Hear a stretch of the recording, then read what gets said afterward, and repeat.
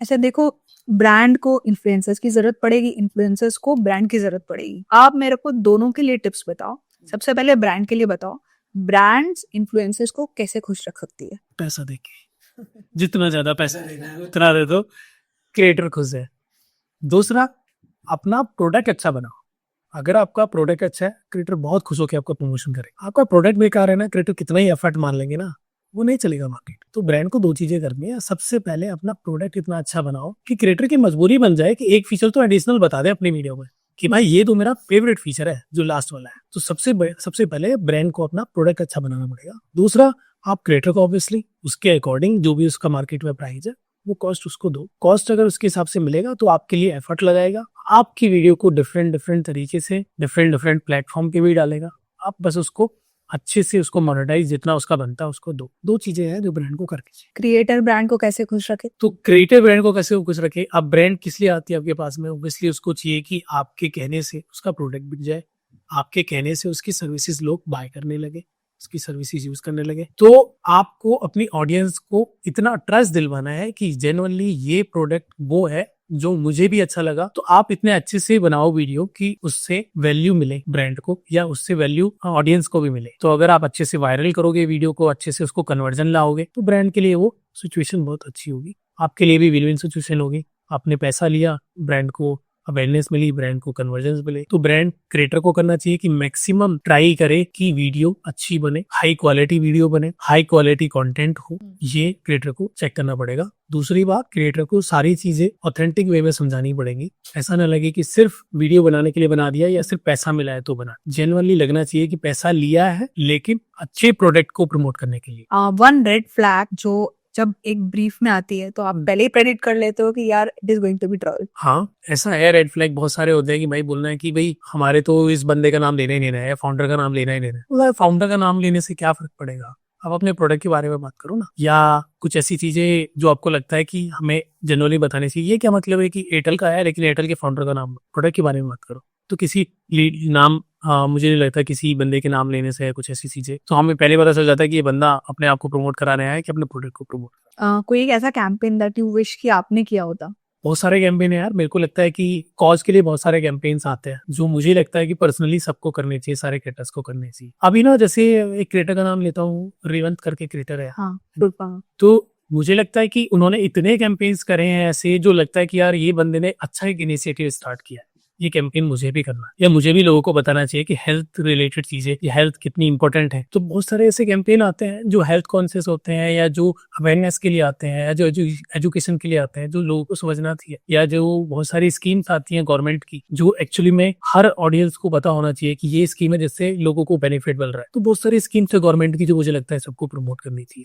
बहुत सारी चीजें हैं जो हेल्थ रिलेटेड जो सबको बतानी चाहिए, अगर वो पेड हो अनपेड हो, लेकिन कैंपेन करनी चाहिए। रेवन काफी अच्छा काम कर रहे हैं इस चीज में, तो मुझे लगता है कि इस तरह के कैंपेन साथ बाकी सब क्रिएटर्स को करनी चाहिए। ब्रांड डील्स और कोर्सेज बेचने के अलावा भी कोई तरीका है क्रिएटर्स के लिए पैसा कमाने की? मेरे हिसाब से सबसे ज्यादा जो पैसा क्रिएटर्स बनाते हैं वो ब्रांड डील से बना रहे हैं। दूसरे आपने बोला कि ब्रांड डील हो गया, और एक वो startup selling courses. Selling courses. Okay, selling courses से तो मुझे लगता है कि कोर्स का टाइम तो अभी धीरे धीरे खत्म हो रहा है। कोर्स के अलावा आप ना कंसल्टेंसी से काफी अच्छा बिजनेस बना, रेवेन्यू अर्न कर सकते हो।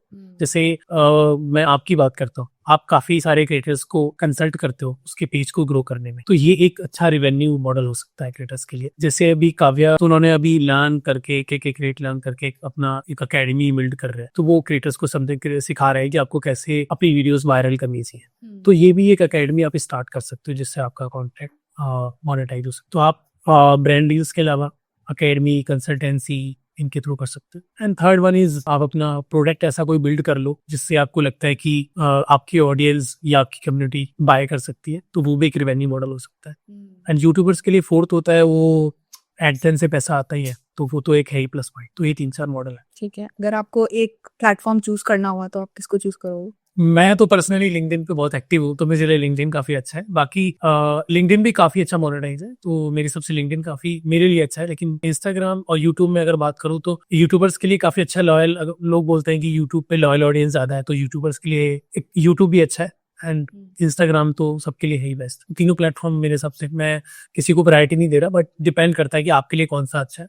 तो तीनों प्लेटफॉर्म अच्छा है। कोई ऐसा क्रिएटर जो अभी तो छोटे क्रिएटर है बट आपको लगता है नेक्स्ट 3 सालों में ये पूरा मतलब मेरी एजेंसी में बहुत सारे क्रिएटर्स हैं जो मुझे लगता है आने वाले टाइम में अच्छे पढ़ने वाले हैं, या बाकी और जगह भी मैं देखता हूँ तो मुझे काफ़ी क्रिएटर्स दिखते हैं। अगर आप चाहते हो मैं नाम लेना चाहता हूँ तो बहुत सारे क्रिएटर्स हैं, जैसे जो ऑलरेडी बिल्ड हो चुके हैं, बहुत बड़े क्रिएटर्स जैसे नेहा है, सरन है, रचना है। ये लोग तो एक पोजीशन पे बिल्ड हो ही चुके हैं, धीरे धीरे और ग्रो कर रहे हैं।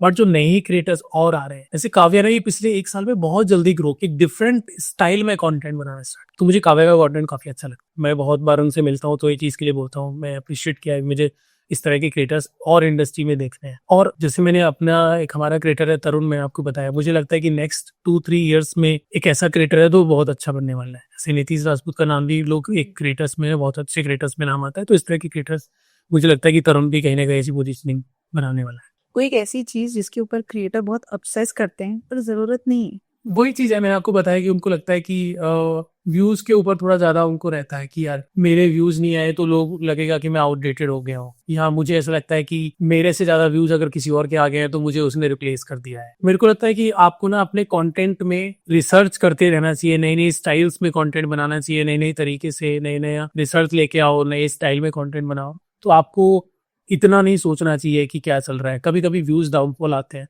लेकिन जब चलते हैं तो अच्छे भी चलते हैं। तो लेकिन क्रिएटर में ये सबसे ज्यादा रहता है, 2 वीडियोस वायरल नहीं हुई तो उनको लगता है कि टेंशन में आते हैं कि अब नहीं चल रहा है। तो ये चीजें बहुत कॉमन है क्रिएटर्स के लिए। लास्ट क्वेश्चन जो हम सबसे पूछते हैं, best advice that you ever got? हमारी इंडस्ट्री में जो हमारे मेंटोर हैं या हमारे हमसे पहले जो एजेंसीज जो रन कर रहे थे, मैं 2-3 लोगों से मिला हूं तो सबने मुझे एक ही एडवाइस करी कि आप ना मास नीस में घुसोगे ना तो कुछ नहीं कर पाओगे, आपको ना अपना नीस सेट करना पड़ेगा। एज एजेंसी हमने ये किया कि हमने फाइनेंस को पकड़ के रखा, एंड फाइनेंस में हमने एक स्ट्रेंथ बनाया। हमने एक अपना कि हमारे पास फाइनेंस का इतना अच्छा क्रिएटर पूल है कि किसी भी ब्रांड को अगर कंटेंट क्रिएशन में अगर मार्केटिंग करना है ना तो हमारे पास आना ही पड़ेगा। तो आपको ना नीस बेस्ड जाना पड़ेगा, आप अपना नीश चूज कर लो। ठीक है, हमने फाइनेंस में अच्छा काम किया, हमने फाइनेंस में अच्छा पैर रखा, हमारे पास अच्छे क्रिएटर आए, अच्छी ब्रांड्स आए। सेम विद क्रिएटर्स, अगर आपको लग रहा है ना कि आप कंटेंट में कुछ अच्छा करना चाहते हो तो आप अपना एक अच्छा नीश फाइंड करो, अपना एक अच्छा आपको लगता है कि मैं इस नीश में बहुत डिफरेंट वे में सब कुछ कर लूंगा तो आप स्टार्ट कर लो। तो एक मेरी यही एडवाइस है कि मिक्स मत करो कि सब कुछ बना दूंगा, सब कुछ वीडियो सारी वायरल कर दो, नहीं।